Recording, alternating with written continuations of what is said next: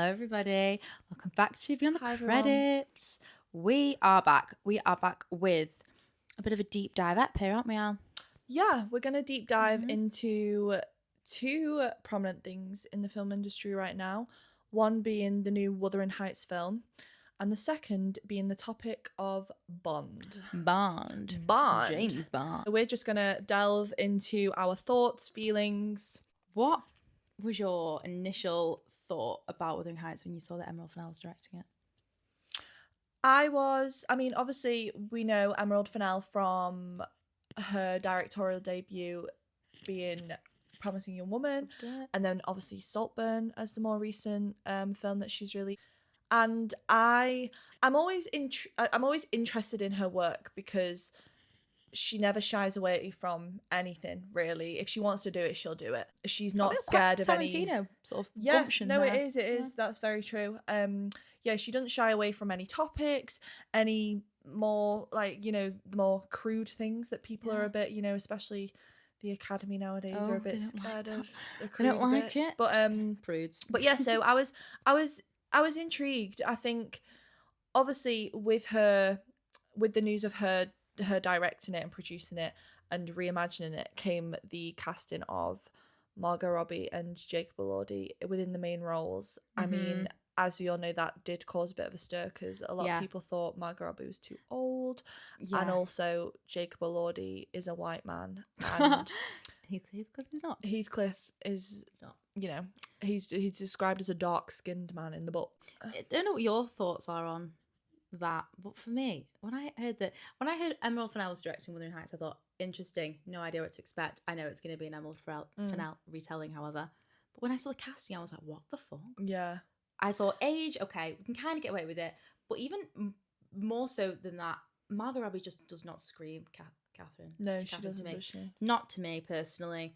However, she's a great actress. I think she will do a fine job. However, Jacob Elordi's my biggest bugbear with that. Yeah, it's the wrong race. I'm just intrigued as to why she's picked him, because I think, yeah, okay, Jacob Elordi's a good actor, but is she just picking him because he was in Saltburn? Like, do you know what I mean? Does he already have alliances to her? I just think there are a lot of other younger male actors that she could have gone for. So with I love Dev Patel. Yeah, with Jacob Elordi, I'm just a bit confused as to why she's picked him. Like, surely there is some method behind her madness. I think, she has a very strong head on her shoulders, and I think, she's very intellectual. Everything will have been done for a reason, as a lot of films and filmmakers do. But I am excited for it because I think she's not afraid to, as I said before, she's not afraid to shy away from the bigger things. I think this is going to be a very grand production of it. Yeah. I think the production design, I'm really looking forward to seeing that. I think it's going to be a completely different take. You've mentioned the point of the title being in quotation marks. Yeah, it's not going to be authentic to the book. I can deal with it not being authentic to the book, perhaps in terms of aesthetic. I can deal with the fact that I don't think it's going to be set in the time of the book. I think it's going to be set later. Okay. I just hope, for me, there's a lot of reservations I have about it. Not the fact that, I have certain reservations about Emerald Fennell. Some of Emerald Fennell's works, I had a slight bugbear with Saltburn that I'm going to relate in a second, but my main thing is that this book is the most full, complicated, erratic, dark tale about suffering and obsession and vengeance, and somehow managing to just interweave love or something that's somewhat adjacent to love throughout the entire thing, and that bevy of ideas and thematic elements keeps you so grounded in the text, and that's why it's, for me, one of the best books, if not the best book that's ever been It is written. a work of genius, isn't it? So I'm like, these characters are not likable. They're very, very, they're annoying, but you're so invested in them. And I struggle, from what I've seen about the trailer and from what I've seen people say about the early first screenings of it, I'm struggling to see how Emerald Fennell is going to grapple with the weight of that particular text and everything that it holds, whilst going down the sort of visual storytelling route of it being just kind of a tale of sensuality and obsession, because it's a very sexual trailer. And I'm Yeah, like, it is. And I don't know. I think it's going to take the very gothic, erotic, psychological drama, sensual take rather than, staying true to the novel by Bronte. I think No.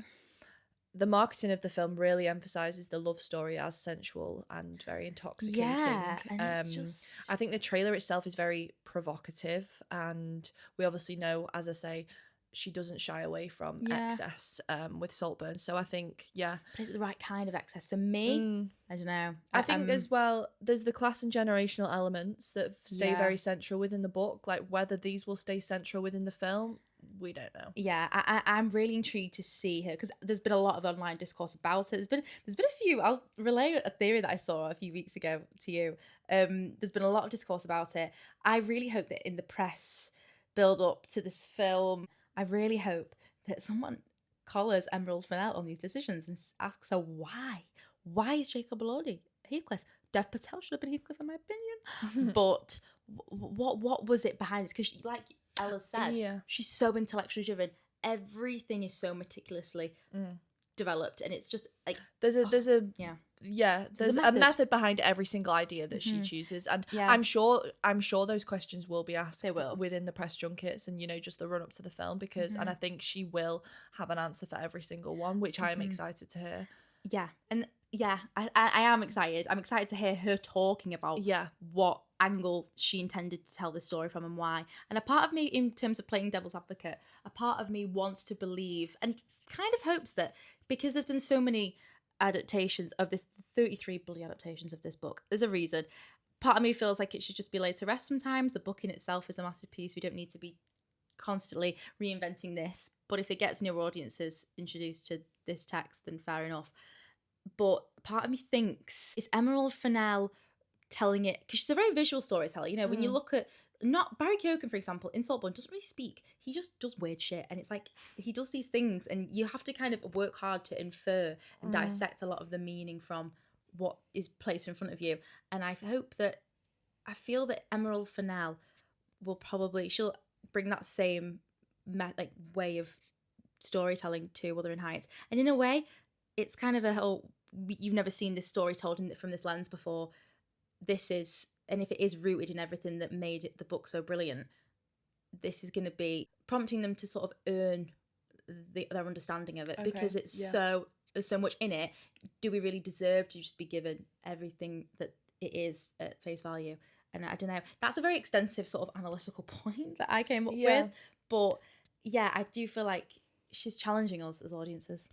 And just on your point of the fact that Wuthering Heights has had 33 adaptations, I think my stance on adaptations of old classic novels is I welcome the adaptations, the different takes on them, because I think as society changes and as, generations come through, I think we do kind of need different takes on them. And I think because they are such works of art and works of genius, it's good to kind of adapt them and reintroduce them to newer audiences. Obviously, we've seen it happen more recently with the Harry Potter films. They're being made into... I did love that. Exactly, and I just think, more and more people... I mean, I personally wouldn't have gone back and watched the old Little Women film with, Winona Ryder, whereas the one now, I feel like I see a lot more, younger girls in their 20s who rave about Little Women. The more recent one with Saoirse Ronan and directed by Greta Gerwig. So I do think, it's something that I really welcome within the film industry, because it's like plays.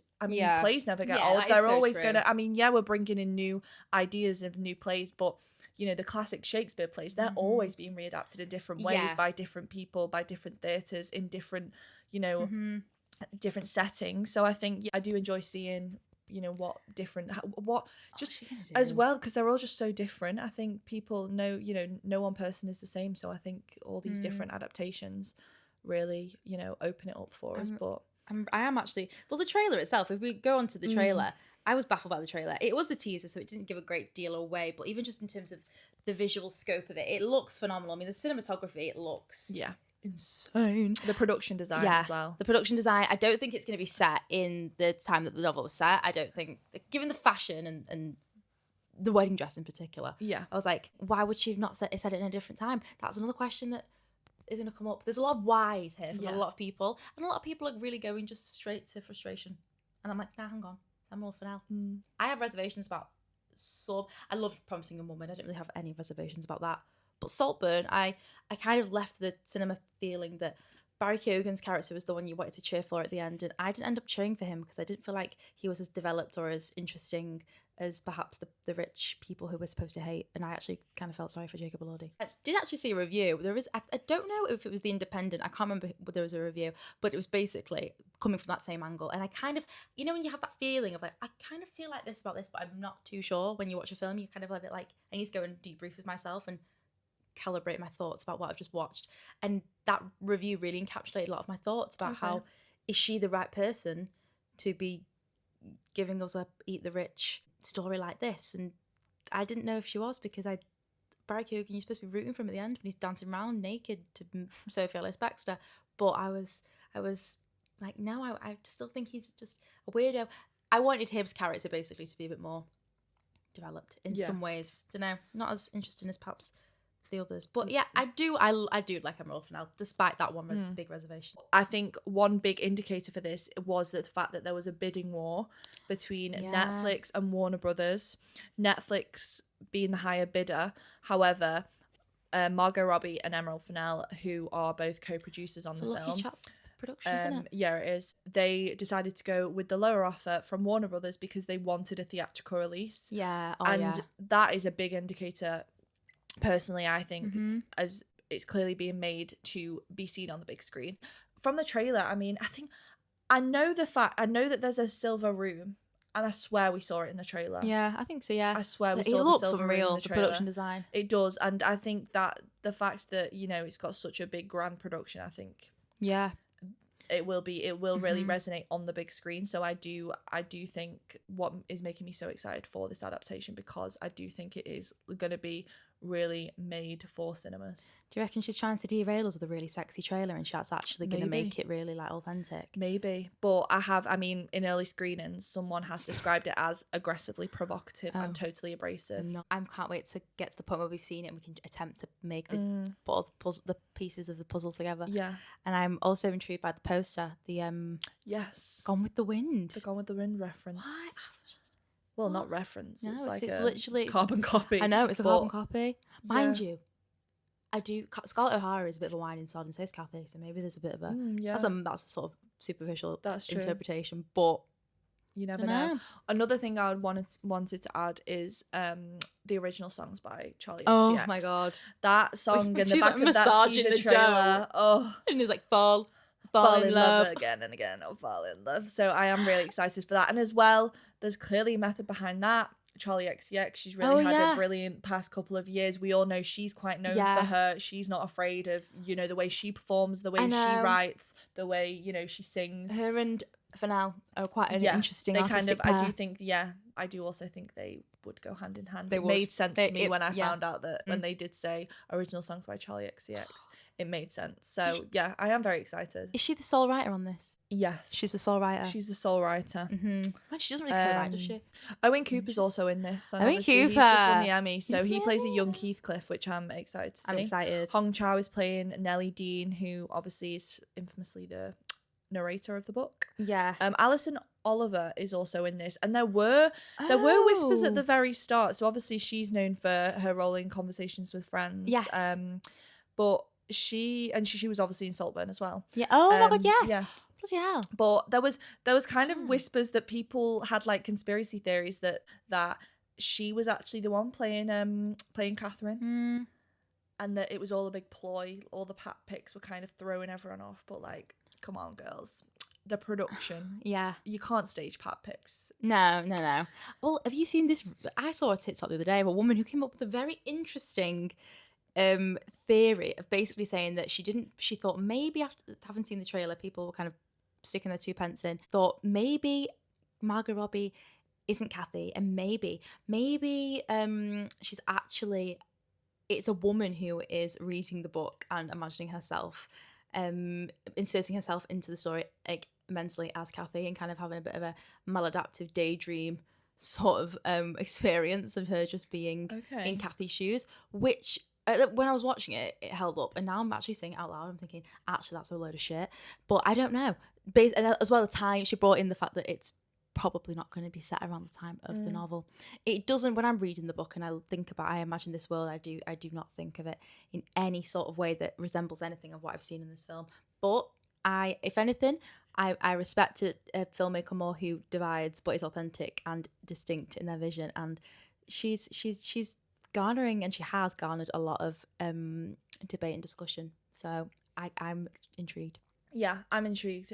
We're back We're back. with a brand new track. Change of probably camera angle and outfits from us. I actually may have been wearing this in the last one. I can't remember. Basically, our video just didn't record for the second part of the Wuthering Heights podcast and Bond. So I know. it's kind of a good job. It's a bit of a blessing in disguise. It is a blessing in disguise. Since recording that, some more information has come out For both.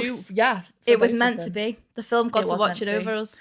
So we're just going to be adding a little extra to the Wuthering Heights segment, and then we're going to be speaking about Bond. Yeah. And the changes. So let's get into it. Now we're starting off with Wuthering Heights. Yeah. A Variety article has been published by Elise Schaefer, which is a direct report from a panel at the Bronte Women's Writing Festival where Emerald Fennell was present.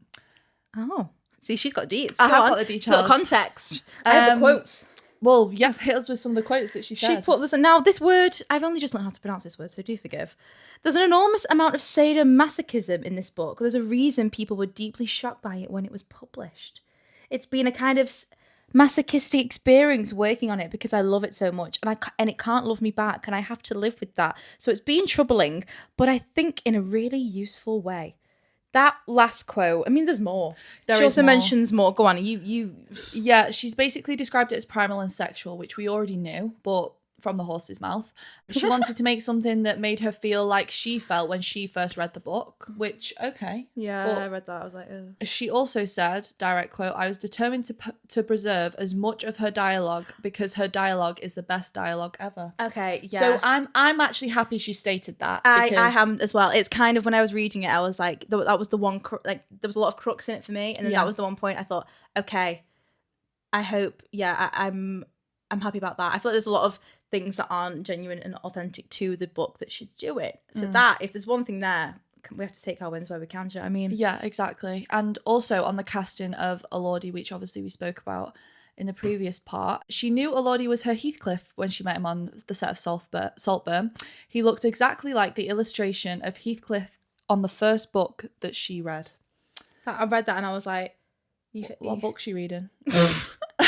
You serious, What love? book's she reading? I was like, what? Yeah, what copy of is this? Oh, my copy of Wuthering Heights, it's the house. She also talked about Robbie's casting. She said that Margot Robbie is the type of person like Kathy who can get away with stuff. Yeah. I mean, true. Yeah, but how many people? That is not a very distinct quality in someone. Listen, I've got that quality. I get away with fucking murder in my life sometimes. I'm sorry. Anyone, that is not something that I think is very It's distinct. not unique, is it? Yeah. No, it's not. That doesn't sell it for me. The casting comments...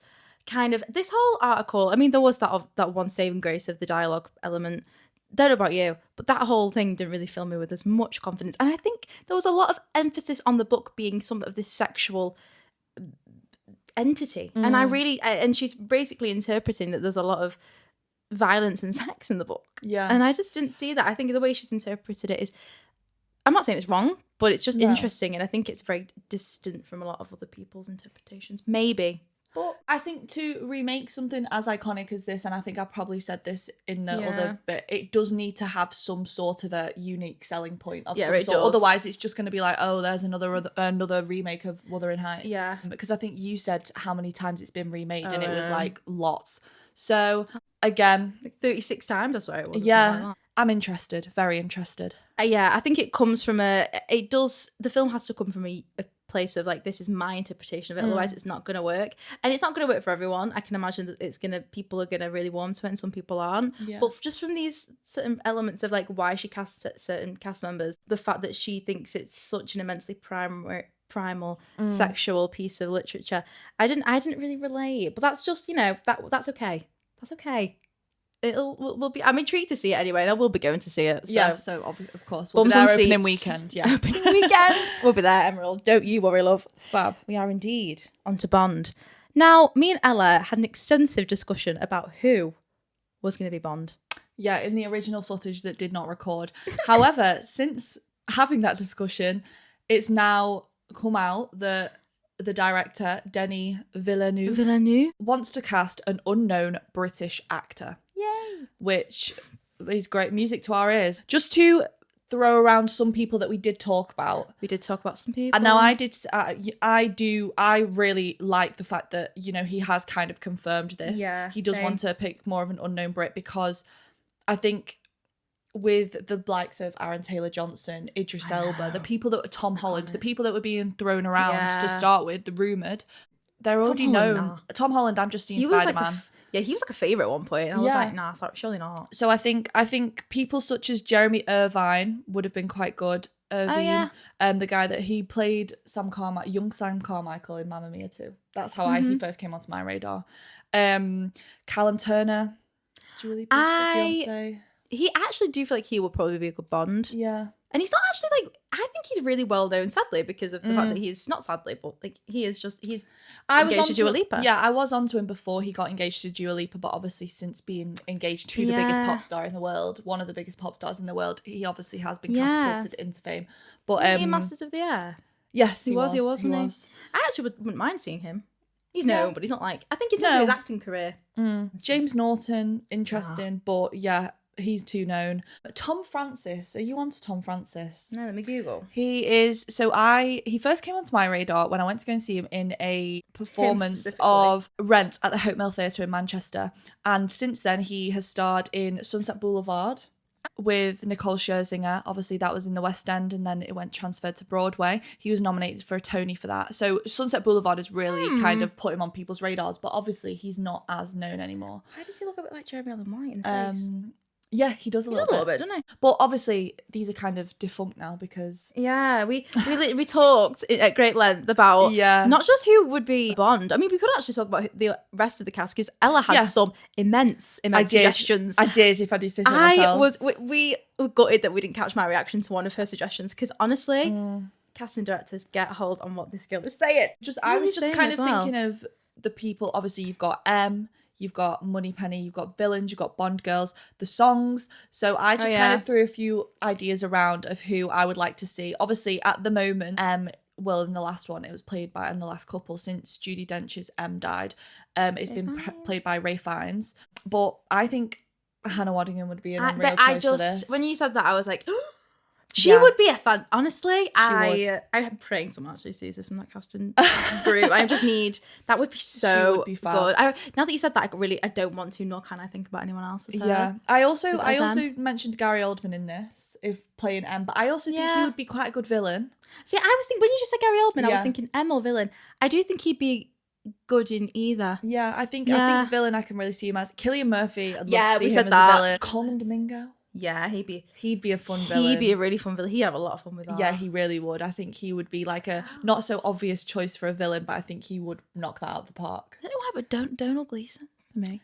Yeah, I don't know why. His range. Wow. Honestly, I watched him on Graham Norton the other night, and did you hear his American accent in the paper? I need to actually watch that. Well, I watched him he was in Echo Valley, and I almost didn't recognise him. It's on Apple TV. It's a film with Sydney Sweeney and Julianne Moore at the centre, and I almost didn't recognise him because he played this like awful character, and I was like, that's Donald Gleeson. Yeah. Like, wow. The last person I mentioned about for a villain would be Paul Giamatti. I think he would have a lot of fun with it. Oh my God. He would really, he'd be very, I think he would play it very sinister. Ella is should be a casting director. Bond girls. Wasn't there a rumour about Ariana Grande? I don't see that. Yeah, I don't see that either. I don't really don't see that. Sorry, babes. Mikey Madison. Yeah. Margaret Qualley. Mm-hmm. She obviously did the stint at the Oscars to the Bond. Yeah, we said that, didn't we? Yeah. Oh, love that. Jodie Comer could be quite a good Bond girl as well. She might be a good villain. I don't know. Mind no villain. I'm just thinking of villain now. Sorry. Yeah. Yeah, that's true, actually. That is so true. And then the Bond song, there's only one person and one person only. Ray. I hope whoever is in charge of all the casting is the same as Hunger Games, Sunrise on the Reaping, because they cast that down to a T. Overall, the whole, obviously, we've got Denis Villeneuve directing. He's known for the Dune franchise, Arrival, Blade Runner. He's such a good choice for it. I know, I'm expecting a very cinematic. I mean, Yeah, Bonds yeah. are known for, you know, the cinematic in terms of the stunts and the, you know, but Yeah, I the think, landscapes, the settings, the cinematography of it. but I am really expecting that to be at the heart of it. The cinematography. I hope so. I mean, June came on the other night, and I was just like, it was just on telly, but I did find myself just enthralled, just looking at this. Like, yeah, it was so good. Obviously now Amazon has taken over the creative control, so we see Barbara Broccoli and Michael G. Wilson step down from controlling decisions. But yeah, casting is obviously going to be completed after the production of June 3 next year. Is it? Yeah. Thrown out the window. Literally, So I'm excited. gagging for it, mate. But I'm glad in the sense that we don't have to deliberate and debate as much as to who it may be. Yeah. Because it's going to be an unknown. Imagine being him. I know, literally imagine. I'd love it to be all like an unknown cast though, do you know what I mean? Yeah. I'd love that. I really would. But yeah, imagine being him. Like, oh my God, you're Bond. No, literally. That would be insane. Oh, can you imagine many people? They should have done that with the Beatles casting, I'm sorry. Yeah, let's just talk about that for a minute because can we actually go on to that? We've had the 4 leads solidified. So we've got Barry Keoghan playing Ringo Starr. We've got Harris Dickinson playing John Lennon. We've got Paul Mescal playing Paul McCartney. And we've got Joseph Quinn playing George Harrison. And now we've obviously had the 4 lead love interests. So we've got Mia McKenna Bruce. I love that casting decision. I do. T from the Dumping Ground. I think she'll be fab. Amy Lou Wood. Oh my God. Which I think she's playing Patty Boyd. And it's kind of I can really see that. I'm so happy they've got. I don't know. Me and McKenna Bruce isn't Northern, but they've got a Northern Queen in Emily Wood. Yes, and I'm glad that they've got someone from the Northwest. Yes, no, definitely. Not Scouse. I've literally just watched Film Club. I've not seen it. I binged it all the other day. I've heard very good It was things. fab. It was fab. I love Saran Jones as well. Saran Jones is really good. She can do no wrong. Severely fucking underrated. Yeah, she is very underrated. Honestly, I need Taylor Swift to just ramble on about how much she loves Dr. Foster because she said it so many times. And because she's like the highest peak level of fame. I need people to just start watching Dr. Foster. I know, Dr. Foster's. I've rewatched that about 4 times. Oh, she's so good. And Jodie Comer's in it. Jodie Comer is in it. Yeah. Then we've got Anna Sawai as Yoko Ono. Yeah. Which fab choice. She won an Emmy last year for her performance in Shogun. Yeah. So I'm really that swept at the Emmys. Shogun. I've never seen Shogun actually, but I've heard really good things, and she comes across really well in interviews. I'm excited for that. And then we have Saoirse Ronan as Linda McCartnney. Now, what's your thoughts on that? I don't know. Oh, it's gonna be like Faux 2.0. Exactly. I don't know. I don't like. I personally wanted to see. I'm a really massive fan of the other 3 casting choices, but I really wanted to see some more unknowns. Same. As one of the Beatles and one of the love interests, at least. Yeah. I think I thought that the big castings would be mainly in the Beatles. But I mean, I think that she'll do well. She's Saoirse Ronan. Yeah, however, she's insane. I don't know enough about the actual I know a fair bit about the Beatles themselves, but I don't know if this is a lot of people can relate to this, but I've never really delved into a lot of their personal love lives. Maybe John and Yoko, there's a lot more known about them. Yeah. That'll be an interesting thing, obviously, to behold. But I'm not I can't really comment on whether they will fully encapsulate these people. No, I'm the because same. I'm not there's a lot to say about the Beatles themselves, but in terms of the love interest, it's we don't know them as well. Yeah. I mean, I am excited for the Emily Wood casting just because I love her. Yeah, she is fab. I love her. Mia McKenna Bruce. Yeah, she won the BAFTA Rising Star Award, which I was really pleased about. I voted for her. Did you? Yeah. I love that for you. It's the audience vote. What else did she do after that? I feel like I've not heard a lot about what she's done since. So she's been cast in something for Netflix called The Seven Dials Mystery, which is an Agatha Christie adaptation. So that I think that is coming out next year. Helena Bonham Carter and Martin Freeman, I want to say, is in that. Oh, nice. She's also in a film with Tom Blythe, but I forget the name. The name escapes me. Yeah, she's not seeing in a lot of stuff, so I'm glad now that she's in something where people get, because she was so good in House of Sex.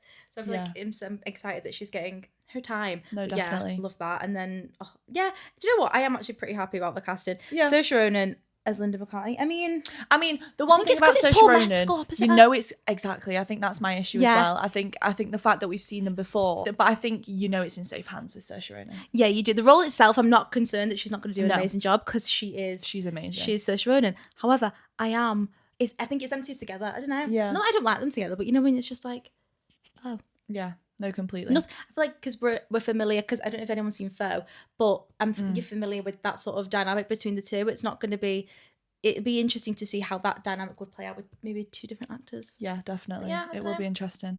I think that's all we wanted to cover in I this. love how we didn't even plan to go on to the Beatles. We but really thought, didn't, but impromptu. Tune in Thanks for the for next watching. one. Thank you. Bye. Recorded. Please record. Yes!